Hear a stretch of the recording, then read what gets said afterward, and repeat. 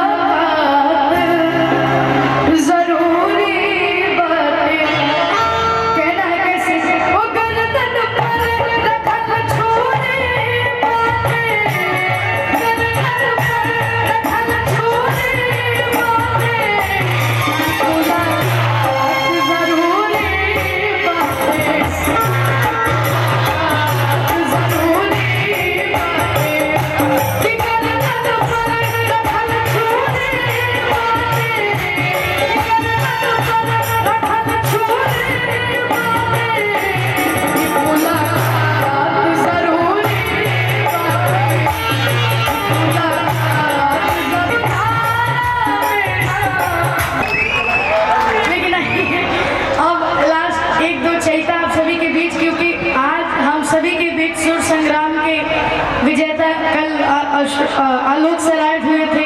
आज सुर संग्राम की वो बेटी हम सबसे बहुत सीनियर है, ममता रावत मैम हम सबके बीच में आई हैं। उनका एंट्री कुछ देर में होने वाला, तो एक लाइन सही था आप सभी के बीच। हम चाहते हैं जितनी भी नृत्यांगना में सब लोग आ जाइए कि पिया भैले गुलाबी के फुलवा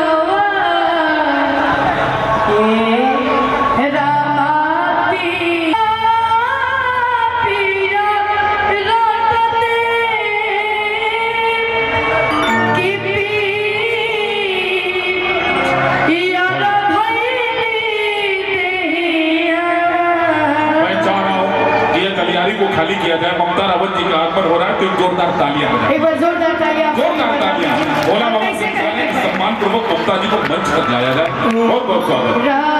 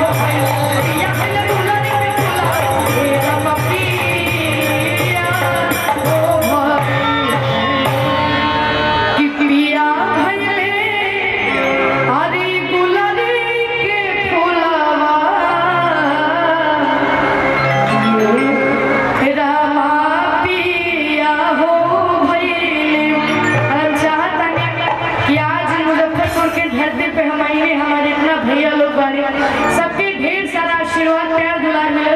और अभी हमें कोई वीडियो बनाया जाता नहीं, और ये वीडियो हमारा फेसबुक और इंस्टाग्राम दोनों पे चढ़िए। तो हम चाहते हैं एक बार जोरदार हल्ला करके आप सभी अपन आशीर्वाद दे जाए। प्रेम से बोले श्यामपति रामचंद्र की, उमापति महादेव की, नमः पार्वती पते हर हर महादेव। दिल से धन्यवाद आप सभी के इतना आशीर्वाद दे खातिर।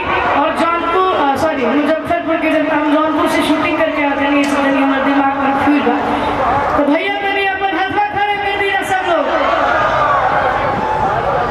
दिल से आभार सबके इतना आशीर्वाद इतना प्यार दुलार देवी खातिर। और दिल से भोला बाबा इवेंट शो और हमने के राम सूरत राय दिल से आभार सबके। एक बार पुनः म्यूजिक बजाइए और